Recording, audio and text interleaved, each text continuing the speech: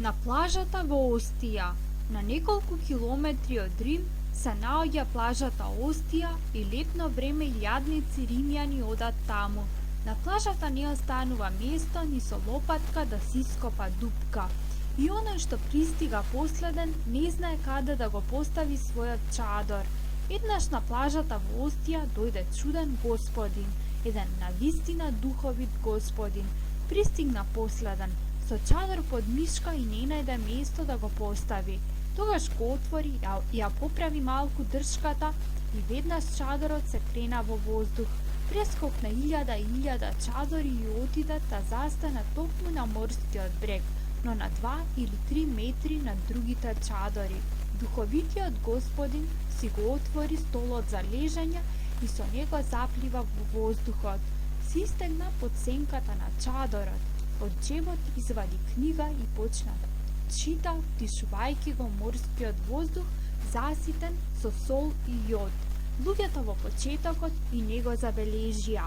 Седеа под своите чадори, се мачеа да видат парче од морето меѓу главите на оние кои беа пред нив или решаваа крстозборки, и никој не гледаше нагоре. Но по некое време една госпоја слушна како нешто и паѓа пред чадорот. Помисли дека е топка, излезе да ги кара децата. Се разгледа, погледна нагоре и го виде духовитиот господин надвиснат над нејзината глава. Господинот гледаше надолу и рече на госпојата: "Се извинувам, госпоја, ми падна книгата. Ве молам, можете ли да ми ја потфрлите?" Изненадена госпојата веднаш седна на песокот и бидејќи беше многу дебела, не успеа да стане.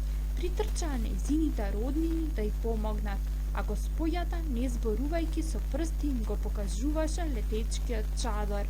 "Ве молам", повтори духовитиот господин, "дали би сакале да ми ја потфрлите книгата? Не гледате ли дека ја исплашивте тетка ни? Многу жалам, но воопшто немав таква намера. Тогаш слезете од таму, забрането е. Не е возможно, на плажата нема место и јас се наместив тука. И јас плаќам даноци, зарем не?" Еден по друг, сите римјани на плажата се решија да погледнат нагоре. Почнаа со прст да го посочуваат тој чуден летувач. "Погледнете го оној таму, има реактивен чадор. Еј, Гагарин, ајде и мене качи ме таму." Едно дете му ја потфрли книгата и господинот нервозно почна да ја прелистува за да најде до каде стигнал. Потоа пувкајки одново почна да чита. Малку по малку го оставија на мира. Само децата од време на време гледаа нагоре со завист и најсмелите викаа: "Господине, господине, што има? Зошто не научите и нас да седиме така во воздухот?" Но тој збивташе и продолжуваше да чита. Кога наближуваше заодот, со едно лесно подувнување на ветерот, чадорот одлета. Духовитиот господин слета на патот близу до својот мотоцикл, се качи врз седиштето и си отиде.